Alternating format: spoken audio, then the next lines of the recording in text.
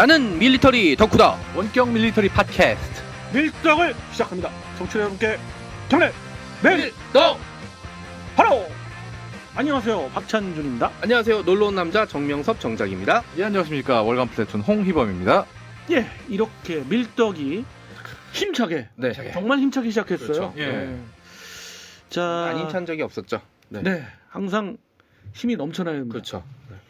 팍팍 힘을 내야 됩니다. 아니 왜냐하면 이게 밀리터리라는 취미가 사실 많은 사람들한테 아직도 이렇게 좀 저 취미가 뭐냐 그럴 때 밀리터리에 관심 있다 그러면 약간 좀 덜 떨어진 사람이나 전쟁광이나 이런 식의 이미지가 아직도 없진 않아요. 후자 사실은. 이미지가 사실은. 강해서 저는 참 네. 괴로워요. 짜증나네요. 네. 진짜. 그리고 이제 무슨 또 뭐- 문제가 뭐냐면은 다들 군대에 갔다 왔으니까 밀리터리 취미가 있다면은 막 그냥 다들 얘기하는 거예요. 뭐 막 틀린 얘기 있잖아요. 되지도 않는 얘기들. 네, 예. 뭐 저기 국회의사당에 태권브이가 있다는 둥 뭐 이런 얘기들 진짜로 믿는 없었나요? 분이 진짜로 국회의사당이 아니라 저기 독도에 있잖아요. 아, 그렇구나. 최근에 저는 그 친구가 네.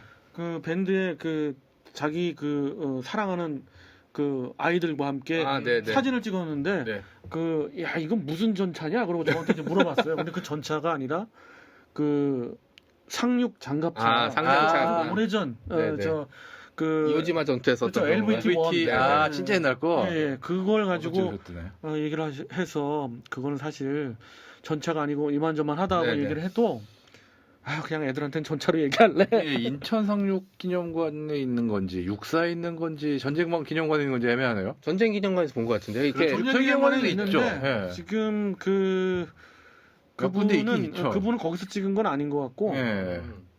제가 알기로는 김포 쪽에서 찍은 것 같아요. 아, 김포. 그 왜 그 대명항 쪽에 있는 그 함상 공원 있잖아요. 아, 맞다. 예. 그쪽에 있었던 것 같아요. 그러니까 이제 그런데 사실은 밀떡이 사실 제가 출연하고 싶어 했을 때도 그랬고 그다음에 이제 이걸 중심으로 우리 밴드나 댓글에서 이렇게 자유롭게 얘기할 수 있고 굉장히 전문적인 정보를 얻을 수 있잖아요. 이렇게 그렇죠. 이리저리 휘둘리거나 이상한 정치색을 띠지 않으려고 하는 그런 얘기를 들을 수 있으니까 사실 그래서 저는 녹음할 때도 촬영할 때도 기다려지고 그다음에 또 댓글 볼 때도 좀 기쁘고 뭐 그렇습니다. 아마 이 방송을 들으시는 분 모두 같은 마음이 아닐까라는 생각을 좀 하고 있습니다. 네. 예, 정 작가님이 아주 핵심을 찔러주셨네요. 예. 자, 이번 시간은 한 주간의 네, 이슈를 다루는 시간이에요. 이슈가 이슈. 예, 네. 근데 뭐 매번 우리가 국내 문제 이슈를 네, 많이 네, 네. 좀 생각했는데 이번에는 그 해외 문제 이슈 최근에 또 해요. 사우디에서 한번 사고라 그래야 되나? 한번 좀 큰일이 좀 벌어졌죠. 사건이죠, 네, 진짜. 그렇죠. 예. 사우디의 그 핵심 시설이죠. 네, 네. 그곳이 지금 이제 드론 공격을 예. 받았습니다. 정유시설이었나요, 거기가? 네, 예. 맞습니다. 근데 거기가 이제 아마 예멘 반군이 날렸다고 되어 있는데 이게 사우디에서 좀 안으로 들어간 걸로 알고 있고 거의 예멘 국경 기준으로 거의 1000km 가까이 떨어진 곳으로 알고 1000km면 있습니다. 서울, 부산 뭐 이 정도도 더 되죠. 또 서울, 부산 지나서 일본까지도 거의 그렇죠. 가던 규슈 그 정도 진짜. 그러면은 그렇게 드론이 날아가나요? 그게? 날아가도 이제 거기에 정확히 떨어져야 당연히 되잖아요. 그 네. 고성능 드론들 뭐 네. 중고도 이상에서 운용되는 그렇죠. 그 정말 뭐 이를테면 네.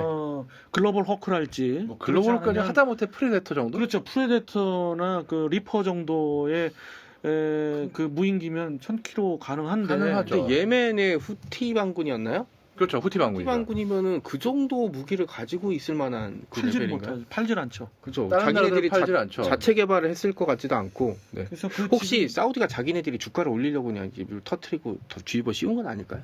근데 아유, 그 직후에 후티 방군에서 그건 음모론. 네. 역시 우리 정 방송에서 작가님 발표를 해버렸어요. 근데 아, 방송에다가 우리가 했다 그러고 아주 화끈하게. 작가적 기질이 대단하셨던 네. 역시 항상 뒤집어서 봐야 되거든요. 하긴. 상각도 못했다 난 그거는. 또 이럴 수도 있어요. 실은 후티 방군에 돈을 주고 네.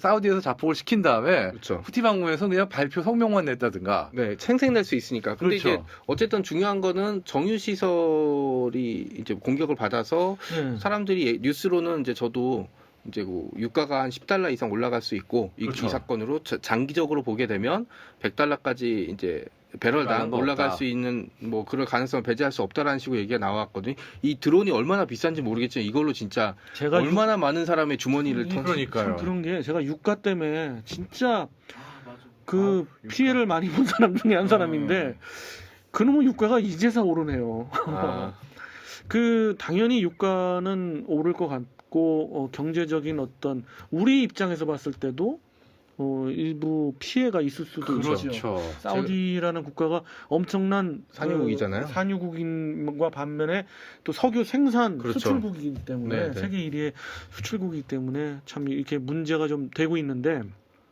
어쨌든 경제 문제는 경제 이슈나 뭐 네네. 경제 뭐 팟캐스트에서 다룰 그렇겠죠. 거고요. 네. 당장 문제가 되는 게 몇 년 전에 그 북한에서 날린 거 추정되는 무인기가 우리나라에서 발견된 적이 있잖아요. 그렇죠. 그렇습니다. 그리고 이제 우리나라랑 북한은 뭐 사우디나 예멘보다 훨씬 더 거리가 좁기 엄청나게 때문에 가깝죠.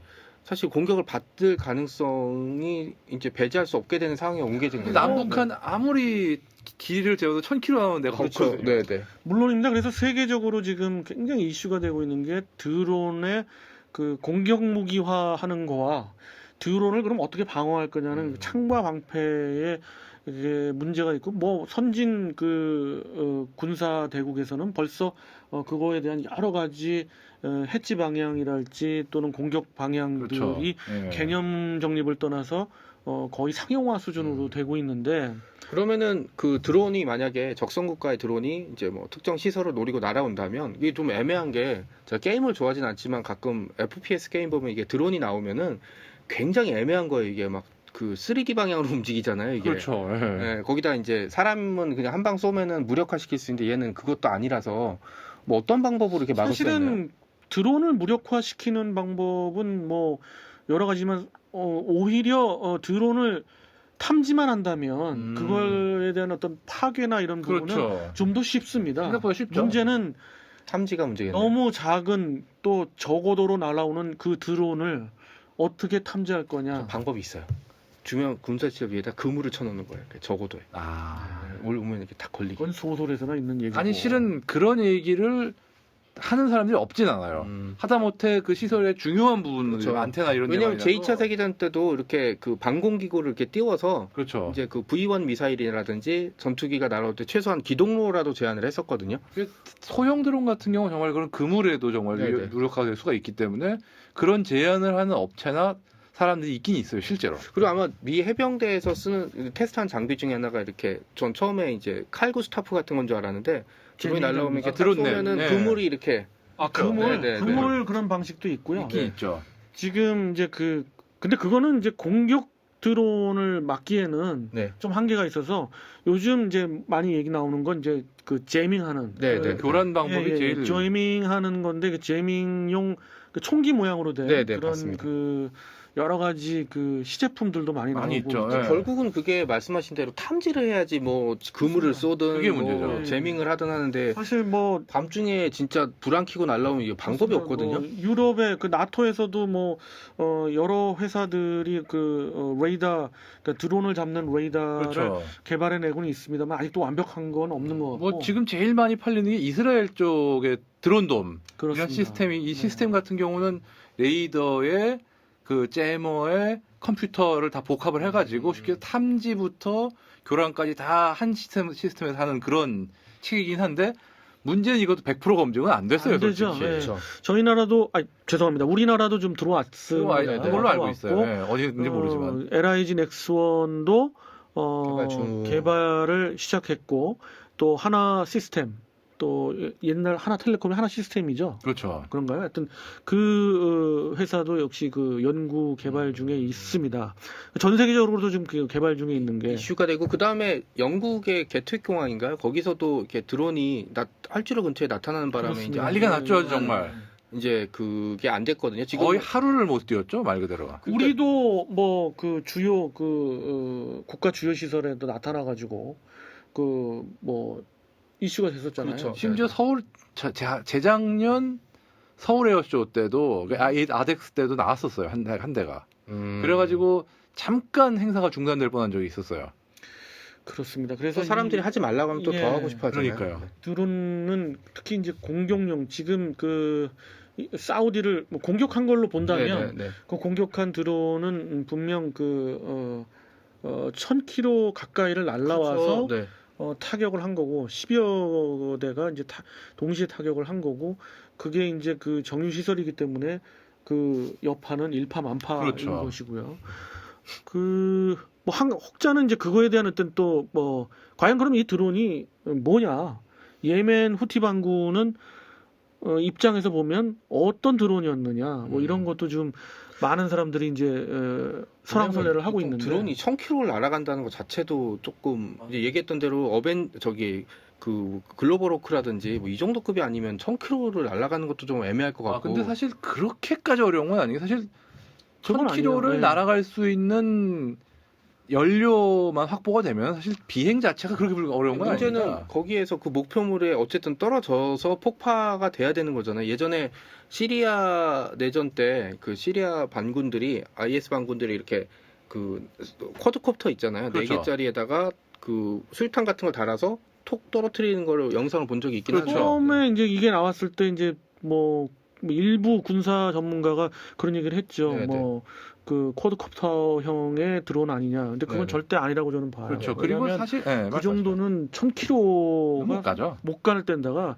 그런도 타격을 일으킬 수가 없어요. 그렇죠. 그리고 이제 제가 이제 후배가 연구하는 친구가 이제 역사하는 친구가 이제 드론을 가지고 이제 길이라든지 이걸 탐사하는 걸 봤는데 쿼드콥터형은 사실 바람이 굉장히 약하기 때문에 약하죠. 1000km까지 날아갈 수는 없고 그냥 비행체 같은 거 같아요. 고정이 네. 드론일 거고요. 네. 그 다음에 유도는 지금 추정하는 게 그냥 GPS로 흔히 얘기하는 경로만 찍어가지고 거기까지 날아가게 하고 뭐 쉽게 얘기해서 그쯤 날아가면 알아서 추락할 수밖에 없는 수준. 그리고 워낙 그 석유 단지가 넓으니까 아무데나 떨어져도 어디에든 떨어지면 되는 야. 뭐 그런 걸 한 게 아니냐라고 하는데 이제 수는 사우디는 있습니다. 이런 관련 장비들을 엄청 들어야 되는데 이스라엘제라도 들어야 되겠네요 이제. 정말 아마 이스라엘에서 야 이걸 어떻게 티 안 나게 수출하지 그 우회 그래서 수출 고민하고 있을 겁니다. 아마. 해외 군 전문가들 그 글들을 좀 봤는데 그분들은 이런 입장이더라고요. 그 이란제 그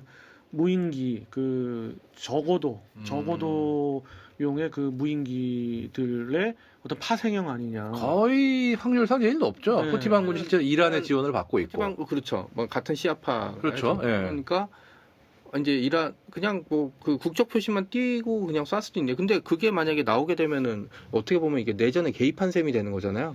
그렇습니다. 그래서 지금 후티 반군, 그러니까 이제 예멘 반군의 기존의 이제 무인기가 관련 문서를 찾아보니까 콰세프라는 그게 그런 있었죠. 무인기라고 콰세프 있었잖아요. 2 아니냐라고 예. 하더라고요, 의심은. 그거의 파생형이 가장 유력하다는 얘기예요. 근데 결국 이란 기술 지원으로 만든 거고. 그렇습니다. 근데 뭐 혹자는 뭐 우리 정 작가님이 좋아하실 또 소재인데 이란에서 네. 이란이 네. 날렸다. 이란. 네, 직접 이란. 날렸다. 이란에서 직접 네. 날렸던 얘기가 그렇죠. 있습니다. 저도 그 생각을 왜냐면 이란이면 조금 가깝긴 해요. 이란. 네. 왜냐면은 지금 뭐 비행하는 게 잡히진 않았잖아요. 그냥 후티 반군 우리가 쐈다라고 얘기했으니까 한 거니까 만약에 쏜 게 그쪽이 아니고 이란 쪽이었고 그 정보가 관련이 나오면은 일이 점점 복잡해지는데요. 커지죠. 네. 커지죠. 솔직히 네.